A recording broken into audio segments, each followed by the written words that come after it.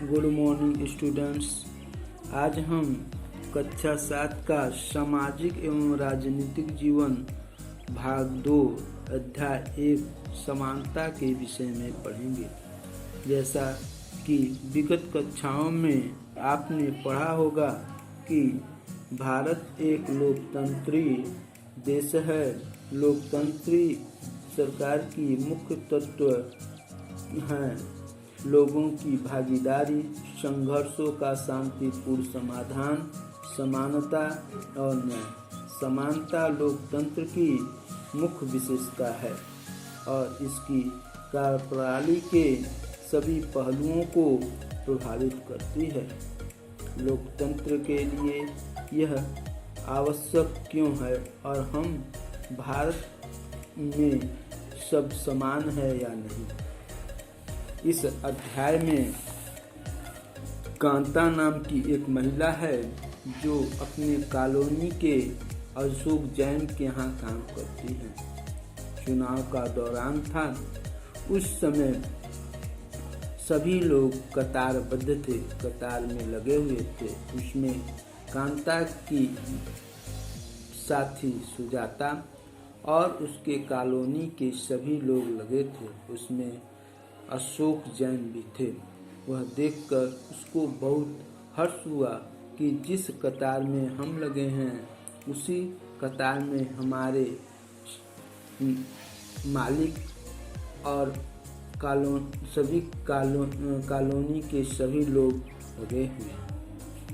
आइए हम अध्ययन करते हैं। भारत जैसे एक लोकतंत्र देश में सब वयस्क को मत देने का अधिकार है, चाहे उनका धर्म कोई भी हो, शिक्षा का स्तर या जाति कुछ भी हो, वे गरीब हो या अमीर।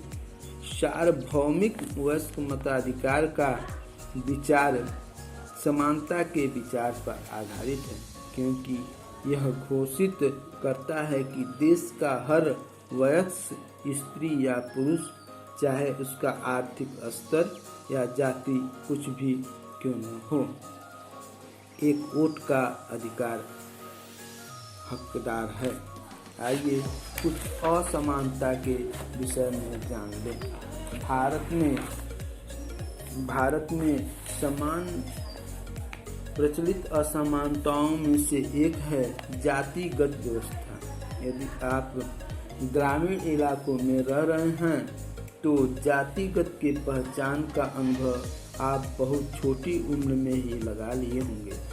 यदि आप शहरी क्षेत्र में रहते हैं तो यह जात पात पर विश्वास नहीं करते हैं, लेकिन हम जब समाचार पत्र में वैवाहिक विज्ञापन का कॉलम देखते हैं तो उसमें पाएंगे कि उस शिक्षा प्राप्त शहरी भारत के दिमाग में भी जाति कितनी महत्वपूर्ण है। और सेकेंड, आप एक कहानी स्कूल के जाने वाले दलित बच्चे के बारे में है। जैसा कि दलितों के बारे में आप पहले ही पढ़ चुके होंगे। दलित एक ऐसा शब्द है जो निचली कही जाने वाली जाति के लोग स्वयं को संबोधित करने के लिए प्रयोग में लाते हैं। दलित का अर्थ है कुचला या टूटा हुआ, और इस शब्द का इस्तेमाल करके दलित यह संकेत करते हैं कि पहले भी उनके साथ बहुत भेदभाव होता था और आज भी है। इसी के परिप्रेक्ष्य में ओम प्रकाश वाल्मीकि, जो एक दलित लेखक है, अपनी आत्मकथा जूठन में लिखते हैं कि स्कूल में दूसरों से दूर बैठना पड़ता था। वह जमीन पर अपने बैठने की जगह आते आते चटाई छोटी पड़ जाती थी। कभी कभी उन्हें तो क्लास के दरवाजे पर बैठना पड़ता था और जो बोर्ड की अक्षरें होती थी वह धुंधला दिखाई पड़ती थी। आइए हम अपने चैप्टर पर आए। यह थी कुछ इस विषय में कहानी चित्रण। भारतीय लोकतंत्र में समानता। भारतीय संविधान सब व्यक्तियों को समान मानता है। इसका अर्थ है कि देश के व्यक्ति, चाहे वे पुरुष हो या स्त्री, किसी भी जाति या धर्म, शैक्षिक और आर्थिक पृष्ठभूमि से संबंध रखते हैं हो, वे सब समान माने जाएंगे। लेकिन इसके बाद भी हम यह नहीं कह सकते कि असमानता खत्म हो गई है। यह खत्म नहीं हुई है, लेकिन फिर भी कम से कम भारतीय संविधान में हम सब व्यक्तियों की समानता के बारे सिद्धांत को मान्य किया गया है।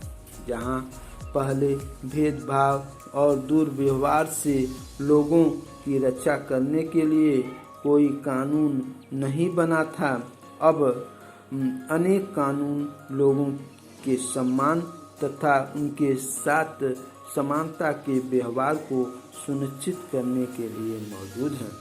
समानता को स्थापित करने के लिए संविधान में जो प्रावधान है, उनमें से कुछ निम्नलिखित है। प्रथम, कानून की दृष्टि में हर व्यक्ति समान है। इसका तात्पर्य है कि हर व्यक्ति को देश के राष्ट्रपति से लेकर कांता जैसे घरेलू काम की नौकरी करने वाली महिला तक सभी को एक जैसे ही कानून का पालन करना है। दूसरा, किसी भी व्यक्ति के साथ उसके जाति, धर्म, वंश, जन्म स्थान और उसके स्त्री या पुरुष होने के आधार पर भेदभाव नहीं किया जा सकता। तीसरा, हर व्यक्ति सार्वजनिक स्थानों पर जा सकता है, जिनमें खेल के मैदान, होटल, दुकानें और बाजार आदि सम्मिलित हैं।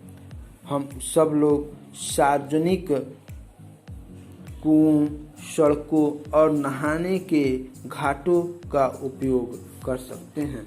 चौथा, अस्पृश्यता का उन्मूलन कर दिया गया है। शासन ने संविधान द्वारा मान्य किए गए समानता के अधिकार को दो तरह से लागू किया है। पहला, कानून के द्वारा। दूसरा, सरकार के योजनाओं और कार्यक्रमों द्वारा। सुविधाहीन समाजों की मदद करके भारत में ऐसे कानून हैं जो व्यक्ति के समान व्यवहार प्राप्त करने के अधिकार की रक्षा करते हैं। धन्यवाद।